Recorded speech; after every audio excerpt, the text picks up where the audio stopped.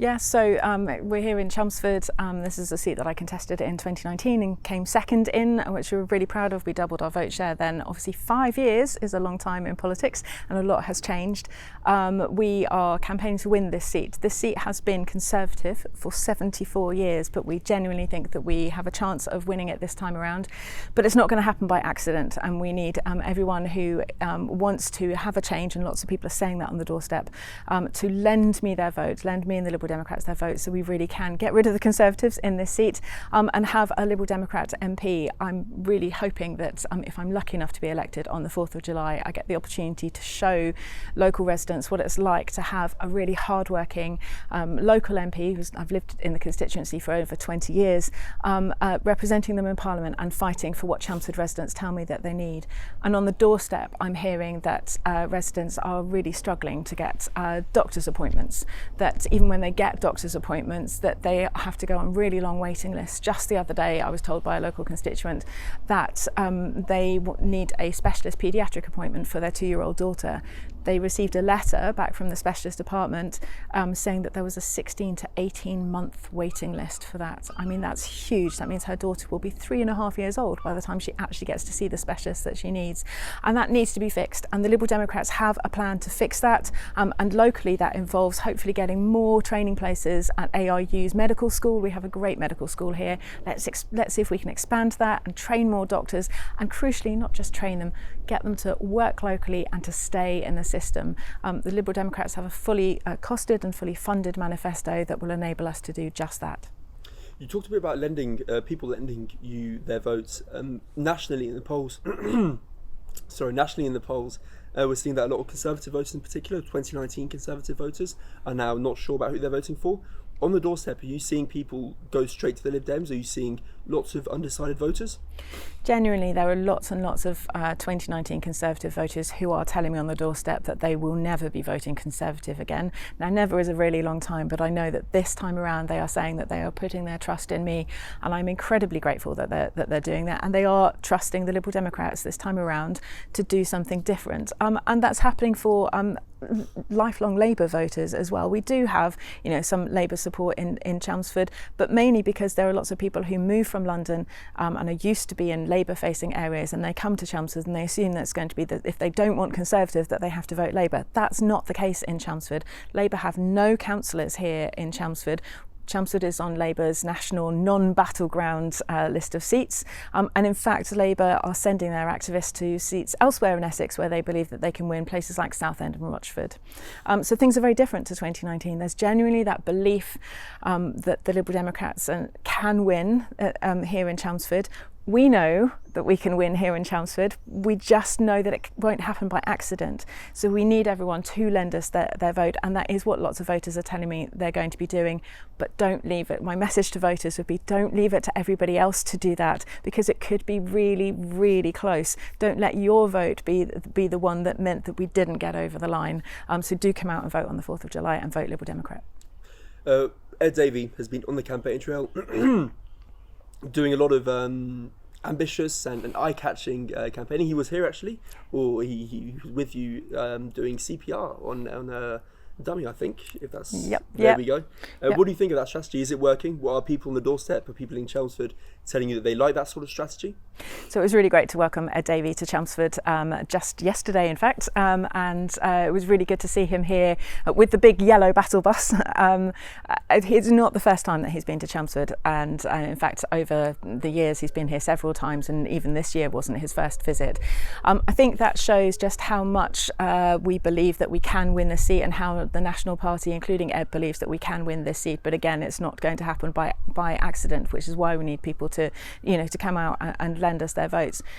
It was really good to take part in that CPR training with Ed. It's a really important life skill that everybody needs to have. So being able to draw just a little bit more attention onto that life skill that everybody should do, and get refresher courses even if you've done it before as well. That was really, really important, and also ties in nicely, I think, with our message on the NHS and care, and how important it is that we invest more into our NHS, and we allow the care system to be developed such that we can all get the care that we need.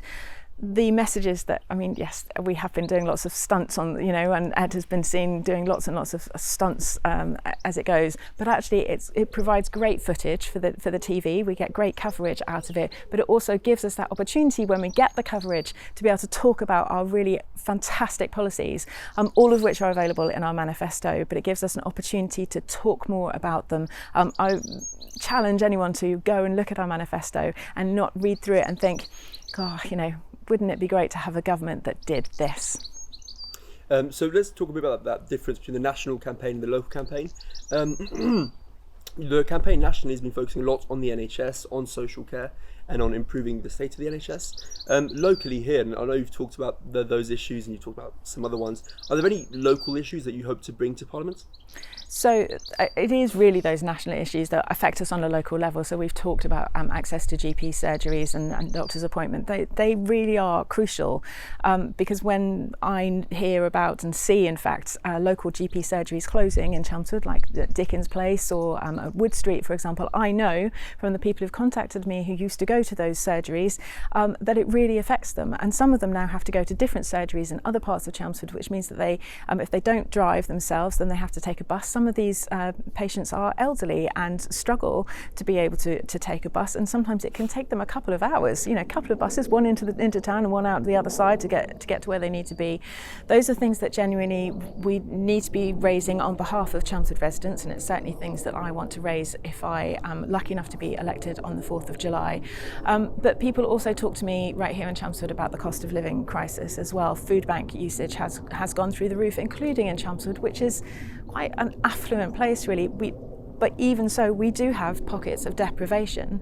And actually food bank usage has increased across the board.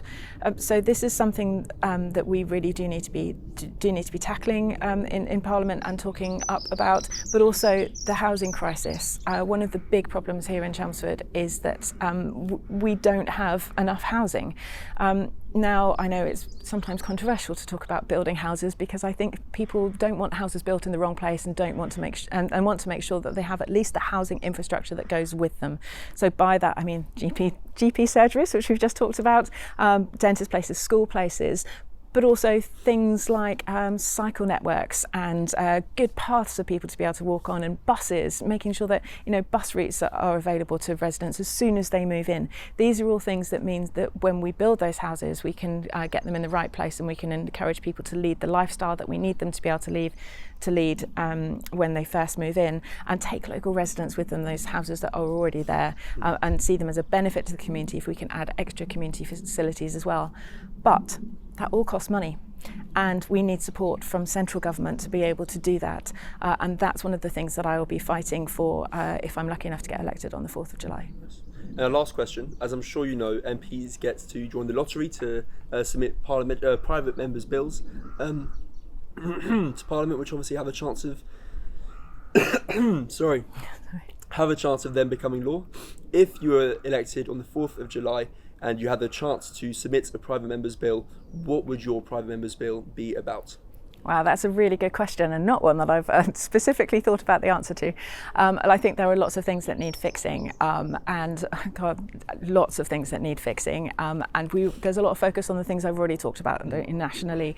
I think there are some things that we also need to focus on. I'd really like to be helping children with special educational needs. I think one of the really simple things that we can do to help parents with special educational needs, and it's a really small thing because there's much bigger things that we need to do. Liberal Democrats have got a policy to create a national body for SEND, which would provide centralised funding for it, especially for those high needs children, and to provide the provision for them, which means that local authorities won't have to use up all their budget or kind of create siloed budgets and get into a terrible situation that they've already got into. So we need to support them in that way with that national body. But one of the things I'd really like to see happen is I've seen parents have to fight tooth and nail just to get information out of local authorities about where they are on the performance scales, and how are they performing against statutory regulations.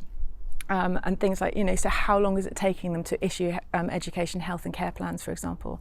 Parents shouldn't have to fight for that information. It should be readily available. So one of the things I'd really like to do, it's a very simple members bill, which I would hope would get cross-party support, would be make it statutory for local authorities to have to publish that information. So parents don't have to fight for it. It's there available to them so that they know that if local authorities are not issuing their education, health and care plans, those EHCPs, within the statutory 20-week deadline, that parents aren't sitting there in week 19 waiting for that email to drop, waiting for that information that's going to provide the educational provision that their children desperately need, that they're not waiting for that email to drop in their inbox at week 19 when actually the local authority isn't issuing them on average until week 30. So let's get that information out there. It'll be one less stress for parents. It's really simple. I hope it would get cross-party support, but it's something I'd really like to do.